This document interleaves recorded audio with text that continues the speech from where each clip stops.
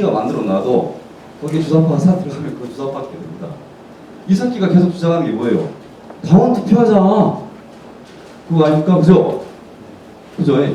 당원 투표하자. 당원 투표하면 자신 있거든요. 통합진보당에 다수파는 당원 다수파는 그들이니까. 하여튼 이때 학생운동이 그렇게 싹 정리가 돼버려서 다수파가 됩니다.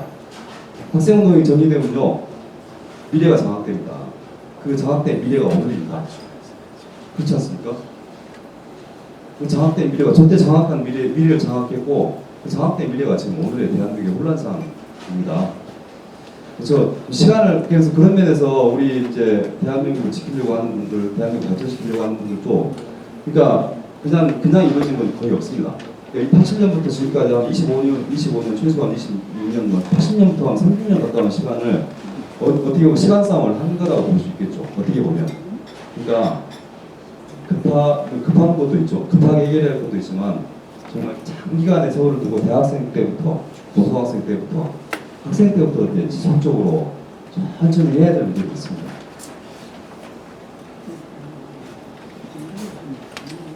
저게 이제 제가 한총련 전통의 정책실장을 하던 93년도입니다. 제가 91년도에 고대 학생회장을 하고 그때 박성희 성형승을 북으로 보내고 93년도에 이제 제가 전통의 정책실장을 할 때 그때 이제 한총련 출범식입니다. 그 전까지 전대회였죠. 저때 한 10만 명 정도가 모였습니다. 되게 전대 출범식을 하거나 한총련 출범식을 하면 3만 명에서 적게 모이면 2만 명, 많이 모이면 10만 명 정도 모입니다. 적게 모인다는 것은 어떤 걸 뜻하냐면 경찰이 강력하게 봉쇄를 했다는 걸 뜻합니다. 이렇게 많이 모일 때는 경찰이 느슨하게 봉쇄를 할 때입니다. 느슨하게 봉쇄하면 좀 이렇게 준비가 덜 된 아이들도 1학년 신입생도 갈 수 있고 강력하게 봉쇄를 하면 막 그걸 뚫고 들어가야 되기 때문에 이렇게 뚫고 들어가야 됩니다. 이렇게 뚫고 들어가야 되기 때문에 마음의 준비가 덜 된 잡혀가면 어떡하나 이렇게 하는 걱정하는 학생들이 좀 덜 참여하게 되죠. 그래서 적게 모이면 2만 명, 많게 모이면 10만 명 정도가 해마다 저렇게 행사를 했습니다.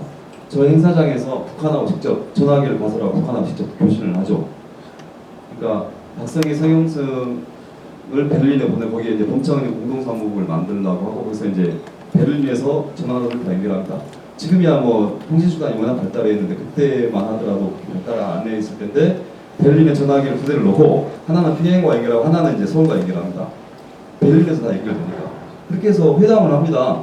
이렇게 많은 장소에서 스피커를 설치하고 대학생들 그럼 뭐 통일거래 그러고 조선은 하나다 그러고 막 그렇죠.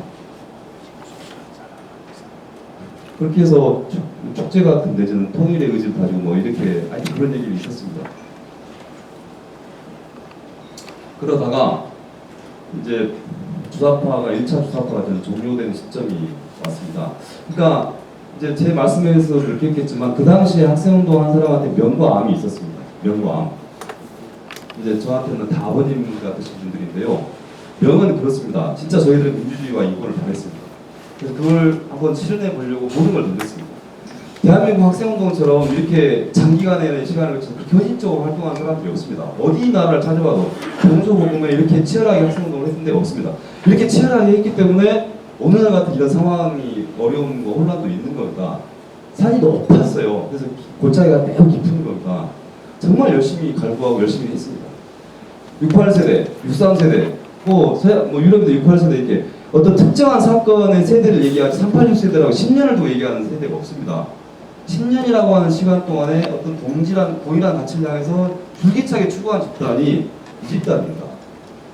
이건 어떻게 보면 자랑스럽다고 생각하면 자랑스러울 수도 있고 정말 안타깝다고 얘기하면 또 안타까울 수도 있는 문제입니다. 저 시대의 저희들은 정말 민주주의를 바랬고 인권을 바랬습니다. 근데 그게 선택이 열려없이 이렇게 달려간 게 있었습니다. 그러다가 이제 이게 그래서 실제로 민주주의가 아주 빨리 실현되게 하는데 기여를 했죠. 그러니까 약간은 폭력적 그게 이제 우리나라 역사가 이렇게 빨리 발전되어 온 데는 정말 눈부시 속도로 발전해 온 데는 또 그만한 이유들이 다 있지 않습니까? 박정희 시대 때 그 박정희 대통령과 한번 가난한 나라 한번 가난에서 벗어나보자고 하고 막 돌진했지 않습니까? 그렇게 해서 아주 빠른 시간 내에 했던 거고 그러다 보니 또 암이라는 게 있습니다. 그러니까 항상 산이 아프면 골이 깊은 분인 것 같습니다. 그러니까 80년대 학생운동도 막 정말 헌신적으로 열심히 하다 보니 이렇게 막 치열하게 하는 그런 과정에서 그런 게 있었습니다. 그러다가 이제 이 양반 김용환이라는 사람입니다. 지금 중국 윤영성 국가안전청에 체포되어서 단동에서 지금 79일째 수사받고 있는 거죠. 김용환 서울대 파리학번 공포학과 주사파의 배부라고 불려집니다. 강철서신을 써서 85년, 86년도에 저도 1학년 때 이제 강철서신을 보고 학습을 했었는데 전국 대학가의 주체사상을 보호한 책임이 있는 사람입니다. 그리고 최초의 주사파 조직이 9학년을 만들었고 그 이후에 김일성을 잠수정을 타고 만나고 와서 민족민주 현경당이라는 당을 만들었습니다.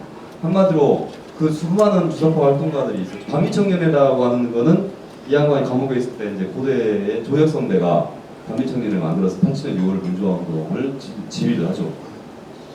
핵심적인 사람들입니다.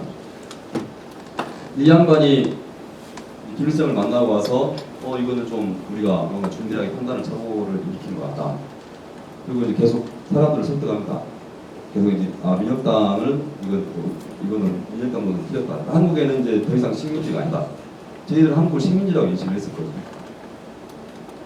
한국의 식민지가 아니고 민주주의가 이제 확고하게 정착을 입혔고 민주주의가 확고하게 발전하고 있다. 이런 얘기를 하고 오히려 이제 민주주의를 구현하고 인권을 신장시켜야 할 곳은 북한이다. 이렇게 계속 내부를 설득하면서 민혁당을 97년도에 해체를 합니다. 근데 이제 그 민혁당 해체를 하는데 하영옥이라는 사람이 반발을 하죠. 중앙위원회가 아까 3명이 있다고 제가 말씀드렸죠. 김용환 씨가 박문호 씨를 설득하고 하영옥을 설득하다 안 돼가지고 2대1로 이제 중앙위원회에서 민혁당 해체를 하는데 이 하영옥 씨가 다시 조직을 재구성해서 민혁당 제거 사건이 나왔죠. 99년도 사건이죠. 하영옥 씨 밑에 이석기라는 사람이 이제 그 사람입니다. 아까 그 현재 문제인간이 문제에 일을 일으키는 이석기 씨가 그때 권력 2인자가 된 것 같습니다.